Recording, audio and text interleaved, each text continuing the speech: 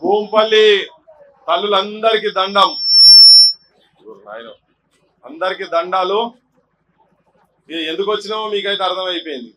మంచోళ్ళని చూసి ఎన్నుకోమని చెప్పి నా చిన్నప్పుడు పాట గుర్తుకొచ్చింది. ఓ చిన్న లైన్ వాడతా, మంచిగా ఉండదు కానీ మీకు నచ్చదో తెలియదు, నా గొంతు అంత మంచిగా ఉండదు. ఎంతున్నది టైం? 5 నిమిషాలా? కొంగు నడుముకు చుట్టవే చెల్లెమ్మ, కొడవన్లు చేపట్టవే చెల్లెమ్మ. కొంగు నడుముకు చుట్టవే చెల్లెమ్మ, కొడవన్లు చేపట్టవే చెల్లెమ్మ. పసిపాపాలేడ్చిన పాలివ్వనివ్వాడు, ఉరిమురిమి చూస్తాడు ఊరితో రాగాడు. పసిపాపాలేడ్చిన పాలివ్వనివ్వాడు, ఉరిమురిమి చూస్తాడు ఊరితో రాగాడు. పొద్దంతా పని చేసిన చెల్లెమ్మ, పస్తు రోజులు తప్పాలే చెల్లెమ్మ. ఇది ఎప్పుడో నా చిన్నప్పుడు ఇన్న పాట. ఇప్పటికి ఇంకా మా తల్లులు ఊర్లలో పోతే పస్తు రోజులు తప్పలేవు. ఆఖరికి చిన్నగా 200కో 300కో ఎవరో ఒక నాయకుడు ఇస్తే ఆ కూలి పని ఆ రోజు బంద్ చేసి ర్యాలీలో తిరిగే కాడికి వచ్చింది మన పరిస్థితి. మన బతుకులు కాడు ఉన్నాయి. మీరు కష్టపడి కైకూలు చేసి ఇంతో అంతో వ్యవసాయం ఉంటే మీరందరు కష్టపడి చదివిపించి మా నగేష్ లెక్క మా ఊళ్ళ లెక్క మీరు హైదరాబాద్కు పంపిస్తారు కదా. పంపిస్తే చదువుకు నౌకర్లు సరిగా లేక పెద్ద పెద్ద బంగ్లలల్ల పెద్ద పెంజర నుండు, నల్లా బాజారు నిండా నల్లా నాగులుండు. నలుగురు కూడిన కాడ నరలోకం యముడుండు. భద్రం కొడుకో నా కొడుకో కొమ్రన్న, జరా పైలం కొడుకో నా కొడుకో కొమ్రన్న. వీడికెళ్ళి మీరు చదివించి ఆడికి పంపిస్తే పెద్ద పెద్ద బంగ్లాలోళ్ళు ఇక్కడోళ్ళు, అక్కడున్న పెద్ద పెద్ద బంగ్లాలోళ్ళు, ఇక్కడున్న బాబులు అక్కడ హైదరాబాద్కి వచ్చినాక వాళ్ళదే నడుస్తున్నది.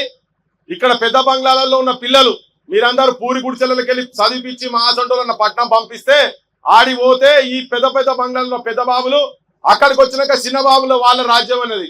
వాళ్ళ వీళ్ళ పట్టంతా ఒకటే కొడుకు అని చెప్పారు మా వాళ్ళు పెద్దోళ్ళు.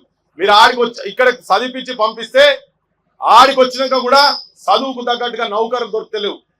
ఎందుకు దొరకలేవు అంటే ఇప్పుడు ఆ కాలం పోయింది, పెద్ద మనుషుల కాలం పోయింది, దొరల భూస్వాముల కాలం పోయింది. ఈ దొరల భూస్వాముల పిల్లలు ఆడికొచ్చి ఆడ దందాలు చేస్తున్నారు. మళ్ళీ ఇప్పుడు ఆడికెళ్ళి మళ్ళా ఊర్ల మీద పడి మళ్ళా సర్పంచులు ఎంపీటీసీలు మళ్ళీ రాజ్యాధికారం మన వర్గాలకు, బీసీ వర్గాలకు, కింది కులాలకు రాజ్యాధికారానికి దూరం చేసి మీ పిల్లలు మీరు చదివిపించి పట్నం పంపిస్తే ఏదో చచ్చిపోయే ముంగడ అవ్వయ్యకింత బుక్కడు బువ్వ పెట్టాలి, అమ్మమ్మలకు నాయనమ్మలకు తాతలకింత గౌరవపూరితమైన బతుకు ఇవ్వాలంటే ఇచ్చే పరిస్థితి లేదు. ఎందుకు లేరు అంటే ఇక్కడ మీరు పైసలకు ఓట్లేస్తే ఈ పైసలు సంపాదించుకుంటేందుకు వాళ్ళు దందాలు చేస్తారు తప్ప, అమ్మాయి 1 లక్ష రూపాయలు పెట్టో 10 లక్షల రూపాయలు పెట్టో ఇక్కడ మిమ్మల్ని ర్యాలీలో పిలిచింది అనుకో ఊకే పిలుస్తారా? తిక్కలోలా తెలివి తక్కువ లేవనా? ఏం చేస్తారు వీళ్ళు? దాంట్లో మళ్ళీ లాభం వచ్చేది ఉంటేనే చేస్తారుగా, అంతేనా? మీ నెత్తి మీద టోపీ పెట్టేటందుకే మీకు పైసలు ఇచ్చి ఇలా బజాట్ల చిల్లర పైసలకు అమ్ముడు పోయేటట్టుగా చేసి ఓటు నమ్ముకుంటే మీ పిల్లలు, మీ భవిష్యత్ తరాలను ఒక సంకలు ఎత్తుకున్నాడు మావోడు పిల్లగాడు. ఆ పిల్లల బతుకులు ఆలోచించండి మీరు ఒకసారి దయచేసి. పైసలకు అమ్ముడు పోకండి. పైసలకు అమ్ముడు పోతే మన గురించి ఎవడు ఆలోచించడు. రేపు పొద్దుగాల 10 మంది మీ ఇళ్ల ముంగడి కాడికి వస్తే మీ పిల్లలు ఏం చదువుతున్నారు, మీకు నౌకరు ఎక్కడున్నది, మంచిగా తింటుండ్రా లేదా అని మాట్లాడే పరిస్థితి లేదు. తలకాయలను చూసి పైసలు ఇస్తారు. ఇప్పుడు మీరు ర్యాలీలు ఎంతమంది పోయినరో ఆడబిడ్డలు చాలా మంది పోయారు. చదువుకున్న వాళ్ళు కూడా కనబడుతున్నా. ఈ చదువుకున్న వాళ్ళకు నౌకర్లు ఉన్నాయా లేవా అని ఎవడు అడగాడు, అడిగే పరిస్థితి లేదు. ఎవడు అడుగుతాడంటే మీ జాతులకెళ్ళి మీ కులాలకి వచ్చి ఆ బాధలు సాధలు తెలిసినోడే మాట్లాడతారు ఆ మాటలు.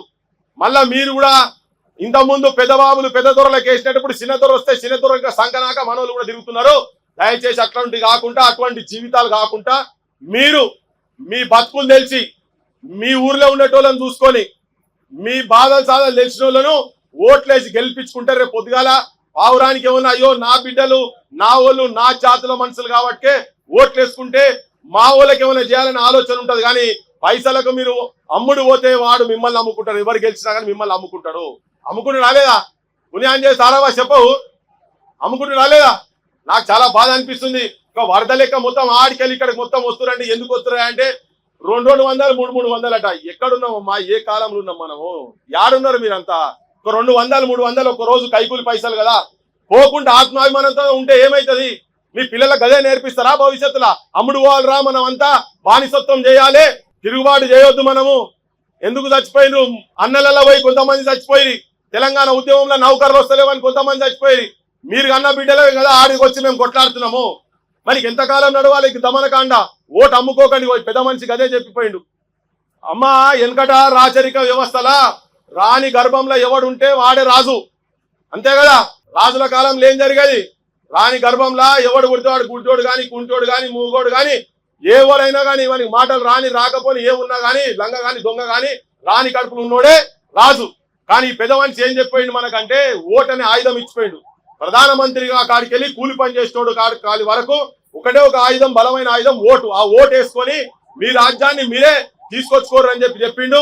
కనుక మీరు అమ్ముడు పోకుండా మీ ఓట్లు మీకే వేసి, మీ భవిష్యత్తు పిల్లలకు మీ ఓట్లేసి, మీరు రేపు పొద్దుగాల మీ పనులేమన్నా కాకుండా అడిగేటట్టుగా ఉండేటువంటి వాళ్ళను మీరు చూసి చదువుకున్న వాళ్ళు, ఎంత చదువు, 5వ తరగతి చదవని, 6వ తరగతి చదవని అమ్మలందరికీ చెప్తున్నా, మంచోళ్ళని చూసి, మీకు అందుబాటు ఉన్న వాళ్ళని చూసి మీరు ఓట్లు వేసుకొని, పైసలు కూడా ఇచ్చిండు. ఒక గద్ద లెక్క వచ్చిన వాళ్ళ ₹1 కోటి 2 కోటి రూపాయలట, ఏమైనా పర్వాలే కానీ సర్పంచ్ అయితే అవుతా అని. అగో చూడు, అందులో ఏమో మతలబు లేదు. ఎందుకు వస్తాడు చెప్పు? ఏదో మతలబు ఉంటది కదా. ఆ మతలబే మనల్ని కింది కులాలను, పేదోళ్లను, బీసీ ఎస్సీ ఎస్టీలను ముంచేటువంటి ఆలోచన మీరందరూ. నేను పాట ఉట్టిగా వాడలేదు. ఇంకా కూలి పని చేసుకునే నా తల్లులకు అందరికి చెప్తున్నా, ఇంకా తరాలు పోయినా కానీ మళ్ళా కూలి చేసుకునే కాడికే చదువుకున్న కూలీలు అవుతారు. ఇంతకుముందు చదువుకోని కూలీలు అయినరు, ఇప్పుడు చదువుకున్న కూలీలుగా తయారు కాబోతున్నారు. కనుక మీరు అమ్ముడు పోకండి. మీరందరూ మీ బోన్ ఇవాళ రాత్రి పోర్రి, మీ మహిళా సంఘాల దగ్గర కూర్చోండి, మాట్లాడుకోండి. మీ మహిళా సంఘాలు కూడా పైసలు ఇచ్చిందట, పైసలు పాడుబడ పైసలు. ఆ పైసలు ఏం చేసుకుంటారమ్మా? మాకు మీకు అర్థం కాదు. రేపు మీ ఫీజులు కట్టలేక ఆడికి వస్తే, మీకు పానం బీమార్ అయితే హాస్పిటల్ పోతే ఇస్తారట, రాత్రి వస్తుంది. ఈయన వాళ్ళకి రాత్రి వస్తుంది, ఇచ్చిన వాళ్ళకి ఆల్రెడీ కొంతమందికి వచ్చినాయట. కానీ ఎవరు రాకుండా మంచిదే. ఎవరు పైసలు మాత్రం తీసుకోకండి. పైసలు తీసాలా ముంగట మోరిగా పడేది. నీ పైసలు పాడుగానని చెప్పి మీ పిల్లగాళ్ళని చుట్టూ ఇట్లా తిప్పి తాసిల్ పైసలు తీసి అలా వాడేసి, మీకు ఇష్టం వచ్చినా మంచోళ్ళని చూసి ఓట్లు వేసుకోమని చెప్పిపోతున్నాం. ఇంకెక్కువసేపు ఉంటే పోలీసులు మమ్మల్ని పట్టుకుపోయేటట్టు టైం అయిపోయింది. జై తెలంగాణ.